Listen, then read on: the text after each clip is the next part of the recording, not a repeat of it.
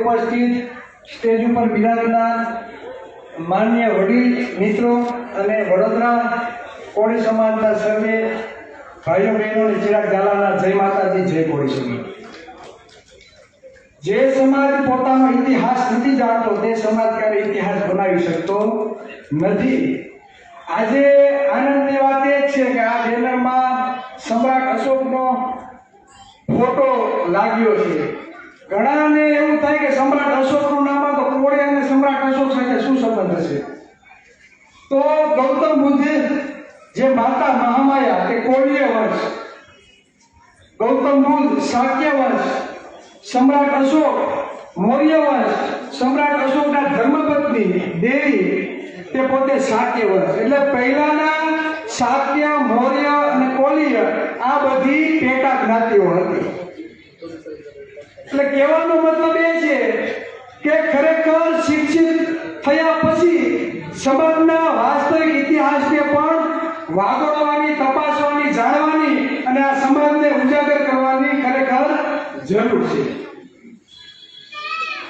વધારે સમય નહીં લઉં, પણ આજે મને એક ખરેખર બહુ આનંદની વાત એ છે કે મેં પહેલી વખત આપણા ધારાસભ્ય કાળુભાઈ ઠાકોરને પહેલી વખત મેં સાંભળ્યા છે. સ્ટેજ ઉપરથી આવી સત્ય વાત રજૂ કરવી ને બહુ અઘરી વસ્તુ છે અને એ રજૂઆત કરવામાં ઘણું બધું સાંભળવું પડે, ઘણું બધું સહન પણ કરવું પડે, પણ બહુ સત્ય વાત કરી છે. શિક્ષણની ઘણા બધા મહેમાનોએ, આગેવાનોએ વાત કરી છે, તો હું અહીંયા બેઠેલા જે પણ આગેવાનો છે તેને હું કહેવા માંગીશ. હું બે ત્રણ વાત તમારા પણ ધ્યાન ઉપર મૂકું છું કે શિક્ષણમાં ઘણી બધી એવી ક્ષતિઓ, ખામીઓ રહેલી છે જેને કારણે આપણા સમાજના બાળકોને ક્યાંક ને ક્યાંક તે ભોગવવાનો વારો આવે છે અને પાછળ ધકેલવાનું તેને નુકસાન ભોગવવું પડે.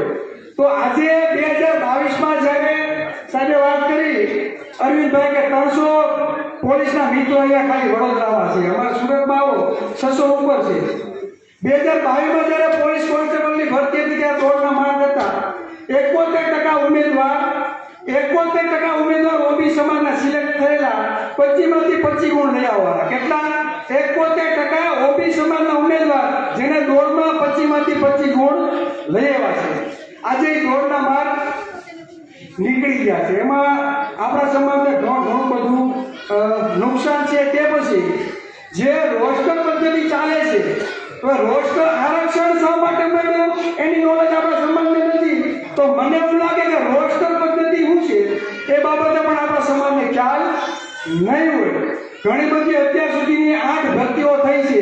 પછી પ્રાઇમરી શિક્ષકોની ભરતી હોય, માધ્યમિક, ઉચ્ચતર માધ્યમિક, પોલીસ કોન્સ્ટેબલની ભરતી હોય, પીએસઆઈ કોન્સ્ટેબલની ભરતી હોય. આ બધી ભરતીમાં ક્યાંક ને ક્યાંક 70% લેખે આપણે પૂરતું પ્રભુત્વ મળ્યું નથી. અમારી પાસે આંકડાથી માંડી ટોટલી માહિતી છે.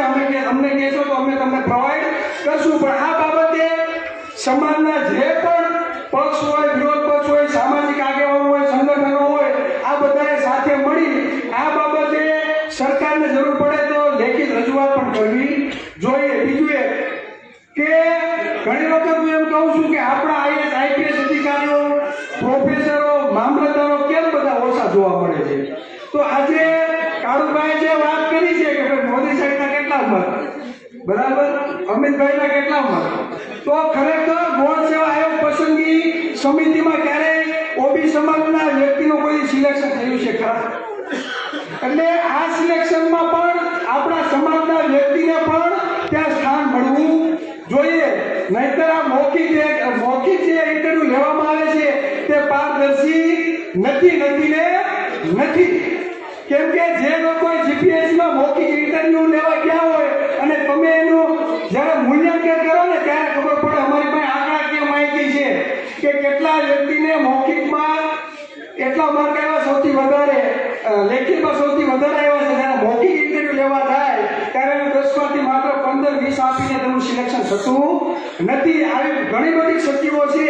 તો અમે તમને જે ધ્યાનમાં દોરીએ છીએ અને સાથે મળી આ બાબતે આનું કંઈક નિરાકરણ થાય, બરાબર, તે બાબતે તમે લેખિત રજૂઆત કરો. બાકી અમે પરાડા પાડી થાકી જશું, અમારું કોઈ સાંભળવાનું નથી. પક્ષમાં તેનું સાંભળે જે પક્ષમાં હોય, વિરોધ પક્ષ હોય. અમે તો કોઈ રાજકીય પક્ષમાં પણ નથી, પણ શિક્ષણ અમે લીધું છે એટલે શિક્ષણની વેદના અમને ખબર છે. બરાબર? એટલે વધારે મત હોવાથી કઈ થતું નથી. ઓલા લોકોને બધાને આયા બુદ્ધિ આપી તો આપણે પાણી આપી એવું તો કઈ નથી. એટલે આપણે સંગઠિત થઈને વ્યવસ્થિત દિશામાં સાથે મળી આ જેટલી પણ ક્ષતિઓ છે તે દૂર થાય તેવી આશા સાથે આભાર નિધિની વાત જે આવી, મેં કહ્યું કે આભાર નિધિ તો જેનો કાર્યક્રમ હોય તે આભાર નિધિ કરે તો બહુ સારું કહેવાય. પણ ખરેખર આ જે કાર્યક્રમ, આ જે જગ્યા, અમે એટલા બધા કાર્યક્રમો કરીએ છીએ પણ અમે ક્યાંય આવો માહોલ જોયો નથી. એટલે અહીંયા વડોદરા આવ્યા તો તમારો વખાણ કરવો, આ જે સત્ય છે તે તમારી સામે પીરસીએ છે. બાકીનો બે ગાડી લઈને નીકળ્યા, એક ગાડી તો રિટર્ન થઈ ગઈ કે હવે અમે પૂછશું નહીં. હું કહું તમે પૂગો કે ના પૂગો, અમારો બોન્ડ નીકળી ગયો છે, અમે તો પૂગવાના છીએ. એટલે અમે બારડોલી કાર્યક્રમ હતો ત્યાં પણ કહેતા, બસ વધારે વાત નહીં કહેતા. સુંદર મજાનું આયોજન કર્યું છે અને અહીંયા જે પણ મહેમાન હોય તમે આગતા સાગતા કરીને જે બોલવાનો મોકો આપ્યો તે બદલ આપ સર્વનો ખૂબ ખૂબ આભાર.